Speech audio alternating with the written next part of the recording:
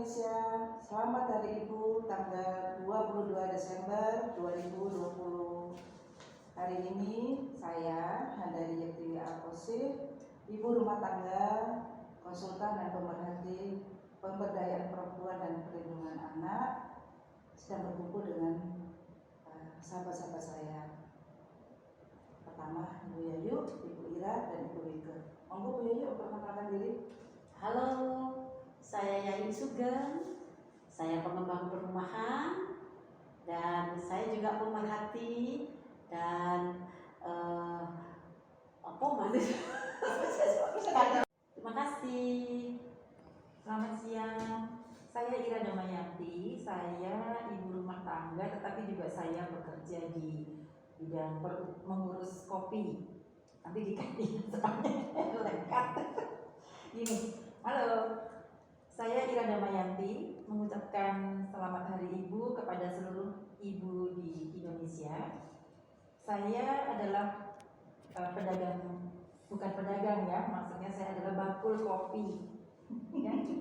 Pada hari ini kebetulan ikut berbincang-bincang dengan ibu-ibu yang sedang Peduli dengan perempuan. Iya, ibu-ibu peduli perempuan yang sedang membahas tentang perempuan di Hari Ibu ini. Di sebelah saya adalah Bu Wike, monggo Bu Wike. Hai, saya Wike Herawati. Sehari-hari saya dosen di Fakultas Kedokteran dan saya praktik juga sekali-sekali. Saya ibu dari 3 putri. Memang masalah perempuan itu sangat menarik sekali. Apalagi di masa-masa pandemi seperti ini, ya kan? Di masa pandemi COVID seperti ini, itu banyak masalah yang terjadi di kaum perempuan.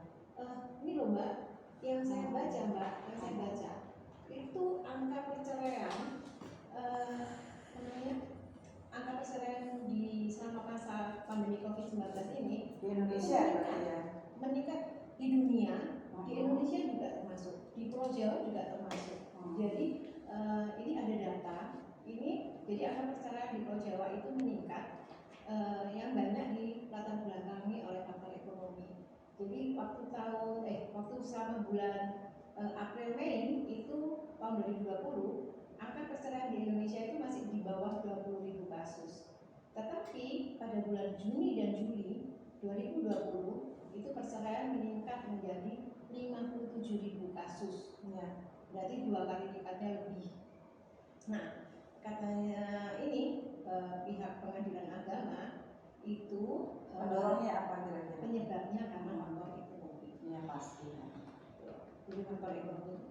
Jadi memang sekarang ini COVID ini amat sangat berdampak. Sebetulnya itu pada wajar. keluarga di Indonesia kan? Iya, karena perempuan kan fasilitator, kemudian orang yang menjadi pendorong, ditambah lagi dia yang mengatur semua.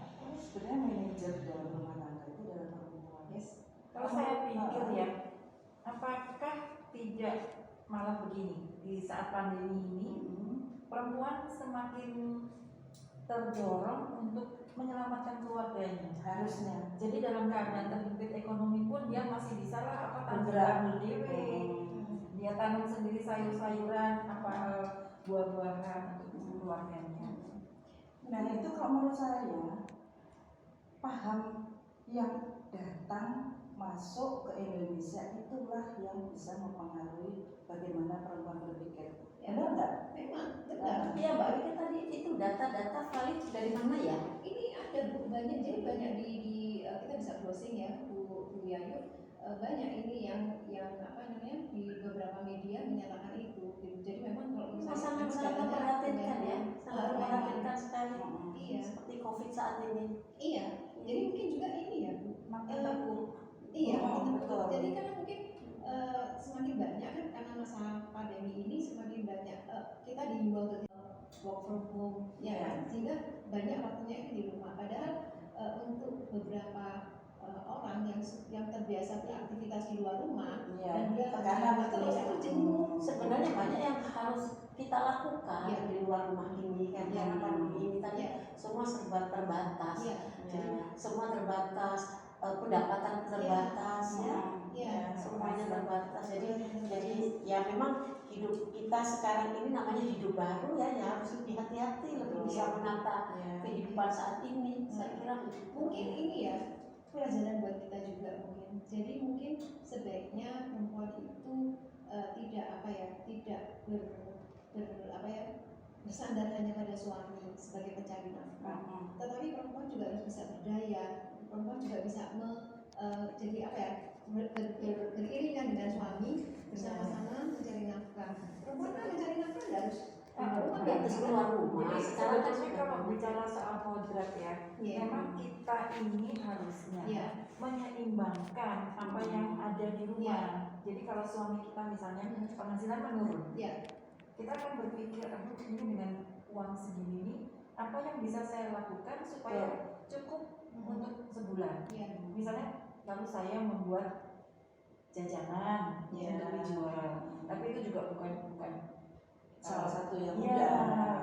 karena belum tentu juga laku ya. Ya. Cuma satu gini, kita bisa apa itu namanya mandiri dengan cara menanam sendiri kebutuhan-kebutuhan kita yang bisa kita tanam. Misalnya seperti biasanya kita beli cabai berapa, beli tomat berapa, Nandur diri.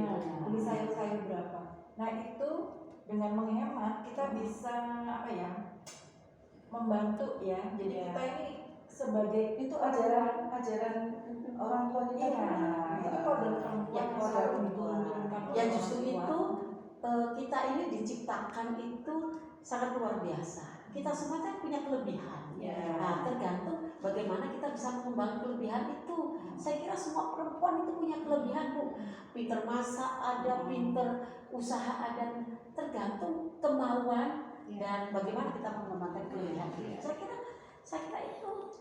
Tapi Jadi apa ya? Jadi apa yang menyebabkan ini terjadi? kalau menurut saya gini ya, dari Bu Ira, Bu Yai, kadang-kadang perempuan Indonesia ini masih terbentur dengan ada ketimuran. Apa-apa kemudian dibenturkan dengan emansipasi, dengan gender perempuan harus di rumah misalnya. Padahal kalau menurut saya nih, gender itu kan bukan seks, maksudnya bukan biologis perempuan laki-laki, bukan.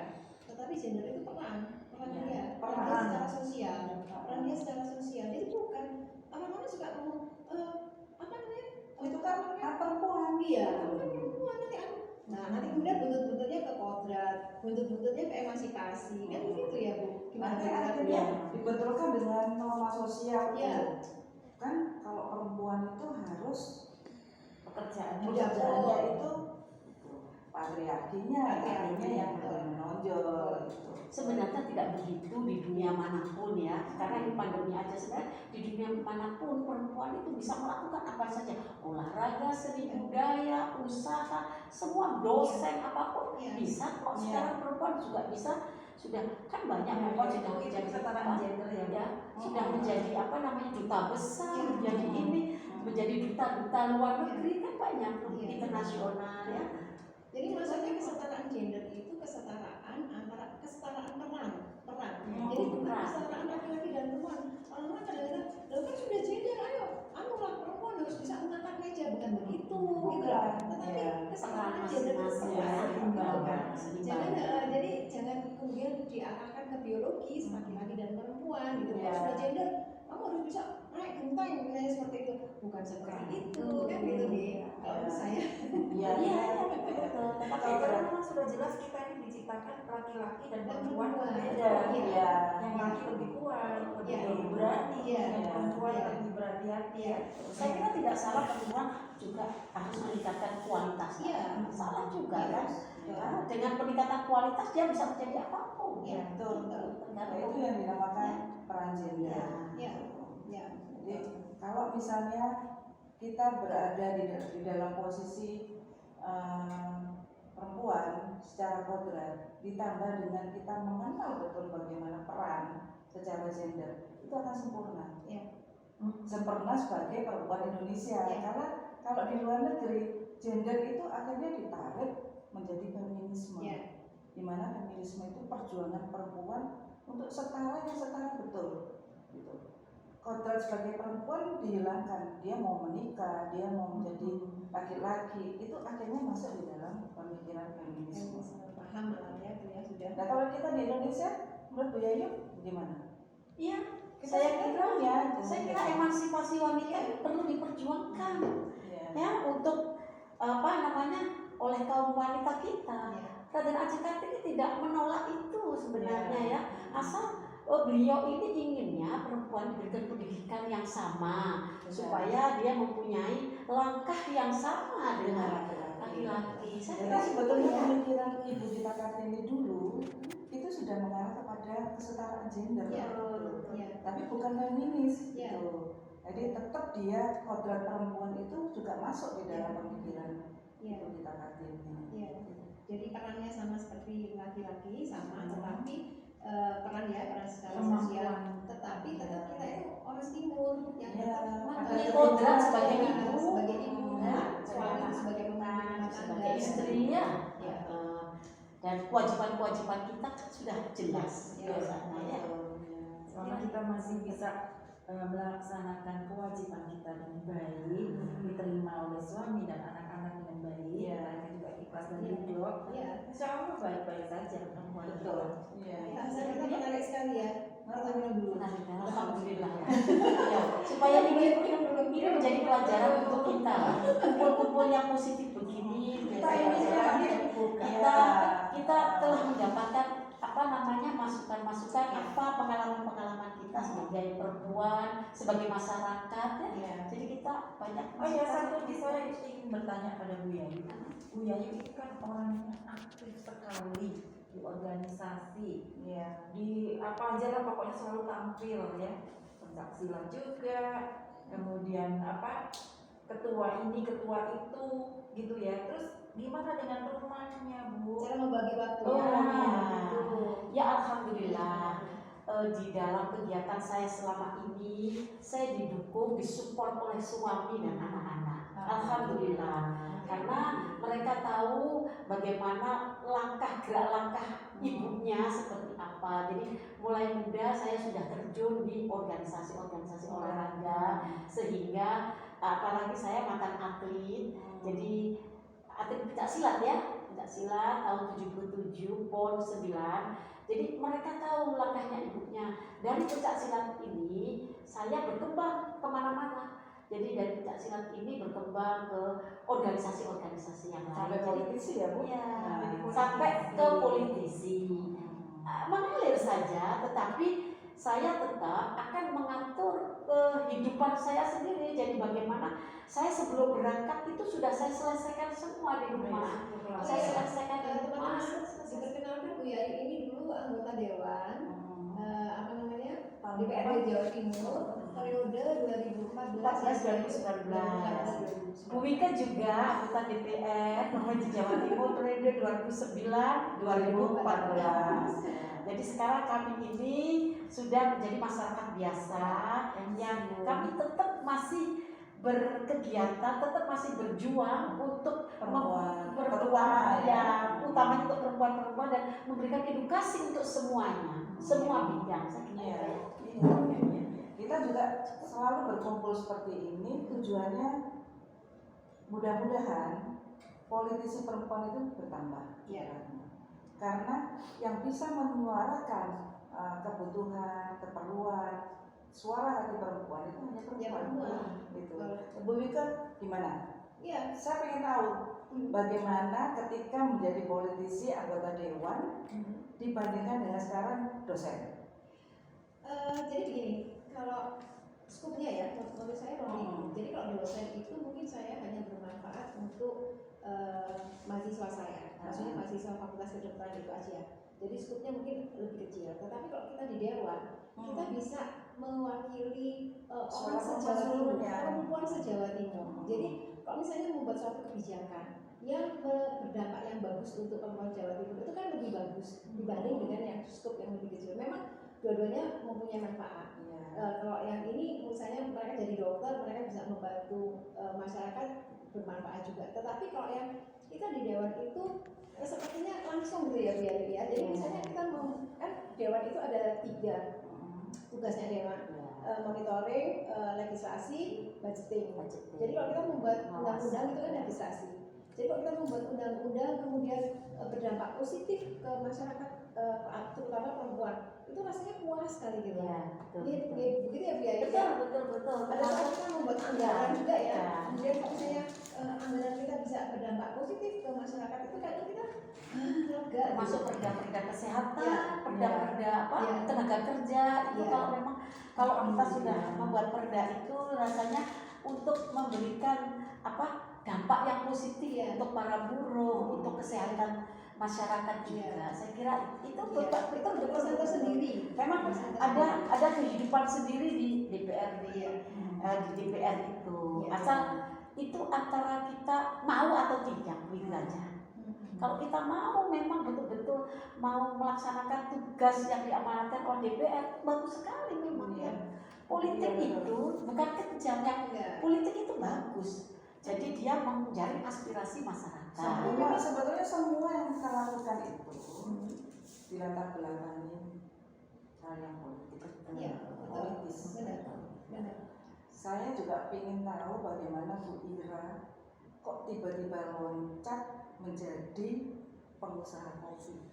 Oh, kalau pengusaha kopi itu gini ceritanya nanti ya saya mulai kenapa saya justru masuk ke politik dulu. Oh, oke. Iya. Itu. Ya. Jadi ketika saya muda, saya itu Pernah muda boleh saya belum pernah muda, sekarang baru muda. Nah, rasanya kalau saya dengar menteri ini, menteri itu, gubernur itu sesuatu yang jauh yang saya tidak pernah bisa bayangkan. Apa sih pekerjaannya? Karena saya kan jalannya masih berbicara. Oh ya. Kemudian peraturannya tidak menyentuh ke kami ya, ke masyarakat. Jadi saya kan apatis tentang peran seorang politisi. Tetapi ketika saya ikut suami kebetulan dia melanjutkan sekolah ke luar negeri, itu karena saya pengangguran. Ketika suami sekolah dan anak juga sekolah, saya nonton TV. Nah, pagi hari di sana itu acaranya adalah acara parlemen. Jadi bagaimana para politisi itu saling berargumen. Kebijakan ini akan dipertanyakan oleh pihak yang Semacam oposisi hearing ya. sebetulnya. Ya, jadi ini saya ini jadi kayak orang belajar. Ternyata simpel ya. Jadi seorang politisi itu dia tidak usah neko-neko mikirkan saya ini apa tidak. Dia memikirkan hari ini saya akan membuat keputusan Berdasarkan yang berdasarkan realitas. Apa yang terjadi di masyarakat di daerah sini, di daerah situ. Jadi bukan sesuatu yang betul lah, yang susah-susah. Di situlah saya itu berpikir kok di Indonesia digawe aneh rasanya. Sampai nggak paham. Sampai saya nggak paham. Jadi menteri itu apa ya ini? Memang mungkin saya memang bodoh gitu.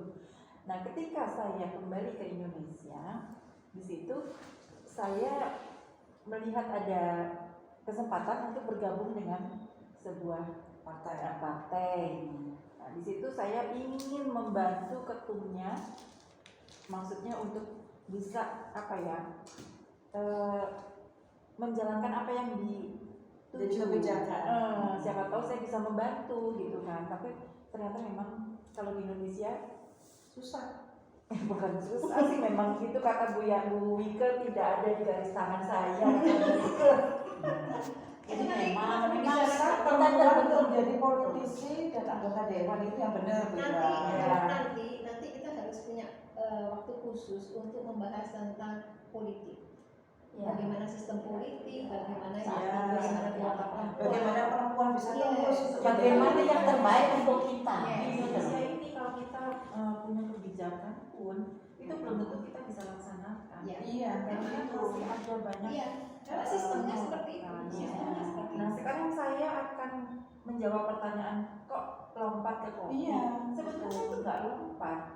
Jadi saya waktu itu kan kopi itu punya keluarga. Jadi kakek suami awalnya kan. Kebun kopi. Kebetulan saya waktu nyalet itu di dapilnya di sana. Oh, Nah, ya. saya lihat kok menarik ya kalau saya juga jualan kopi. Ini kan eman ya, kopi-kopi itu kan ada yang udah diekspor, ada juga yang sisa kan. Nah itu yang saya manfaati. Jadi ceritanya kalau orang tanya, Bu, boleh nggak saya beli green bean? Oh nggak bisa, kalau green bean udah langsung, sudah ada jalurnya pergi. Saya ini justru mengambil kesempatan di hilirnya, ya jual-jual kopi yang untuk konsumsi. Jadi orang lokalnya itu yang di perkebunan itu yang disasar sama Bu Ira. Gimana? Orang perkebunan itu sendiri yang disasar sama Bu Ira. Ya itu nanti efek sampingnya ke mereka. Ke mereka. Tapi awalnya ide saya itu adalah daripada rontok-rontok nggak dipakai, kita ambilnya. Saya akan Memanfaatkan itu. memanfaatkan. Jadi saya di industri hilirnya lah. Ya jadilah Bu Ira ini sekarang ini sudah mulai ekspor tuh. Sudah lama. Bu, itu bagian lain dari situ. Iya, Sudah jalan. tapi kan intinya sebagian dari Siapa itu. tahu dari Luar biasa loh Bu Ira ini. Terima kasih, Bu Ira. Itu makanya aku Luar biasa Bu Karena Ira. sebetulnya ada di Pujungan Tabanan. Tapi saya tidak berani gitu loh. Khawatir kalau saya nggak sukses gitu loh. Jadi jalani saya aja. serahkan ke orang. Gitu. Tapi memang harus dipercaya bahwa setiap orang kan punya rezekinya sendiri. Jadi mungkin Bu Ira di situ belum tentu saya bisa di situ. Ya di situ saya Ada bisa di situ. Tidak bisa Tapi sama. mudah-mudahan nanti bisa satu. Iya, Itu betul. bisa tetap Iya. terus. Mudah-mudahan. Gimana ini? Kayaknya sudah kita istirahat dulu ya. Istirahat dulu ya. Ya. Tapi terus Ya agak dipotong berhenti. udah selesai ya. Nah, nanti kita mau ngobrol yang lain. Ya. Yang menarik juga sebetulnya di COVID-19, di era COVID-19 ini, pandemi ini sebetulnya pernikahan anak itu juga menjadi PR orang tua. Ya ini kita bicarakan Kemudian, ya, jadi Kita kita ada KKM-nya nanti. Kita ngomong soal kita nanti akan membahas pernikahan topik anak. topik Kemudian kita berikutnya. bicara tentang politik. Yes. Itu Iya. di pertemuan kita berikutnya. Iya. Jadi nanti campur ini kayaknya kita bersambung nanti. Iya, iya. Teman-teman Jadi jangan ini, jangan apa namanya? Jangan pergi dulu dari sini ya teman-teman. dan jangan lupa subscribe, like, komen, share, loncengnya di Oh iya. pencet, ya supaya terus mengikuti apa yang kita diskusikan. Oke, terima kasih. Selamat hari Ibu. Selamat hari Ibu. Jadilah ibu yang berwibawa. Jadilah ibu yang bisa menerangi putra putrinya cahaya. Menjadi inspirasi juga. Yes. Bye. Muah.